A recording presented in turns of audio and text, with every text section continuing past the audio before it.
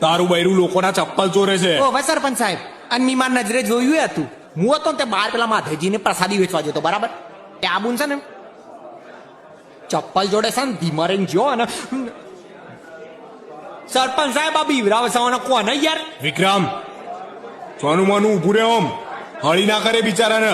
મારા બૈરા ચપ્પલ ચોર્યા જ નથી પણ સાહેબ. તો મારા ચપ્પલ શું કૂતરા લઈ ગયા? અરે કૂતરું લઈ ગયું કે પાડું લઈ ગયું, મારું બૈરું ચપ્પલ ને અડ્યું જ નહીં તો મારે શું લેવા દેવા? વિપુલિયા એને ચપ્પલ ચોરતા એની નજરે તો જોઈ હતી. ખોટું બોલતો હશે કઈ વિપુલિયો? વિપુલિયા ખોટું તો નહીં બોલતો ને. હવે તું બોલ દીકુડી, શું થયું તું? હું તો મહાદેવજીના દર્શન કરતી હતી એટલામાં ભાઈ પેલા કમલા કાકીની ચપ્પલ કોથરીને ગાલીને હેઠતા થઈને નોમ મારું આલ્યું એટલે મેં એટલે આનો જુઠ્ઠી છે પછી. ઘોઘરો દબાયો. એટલી ગાંડી છે તું.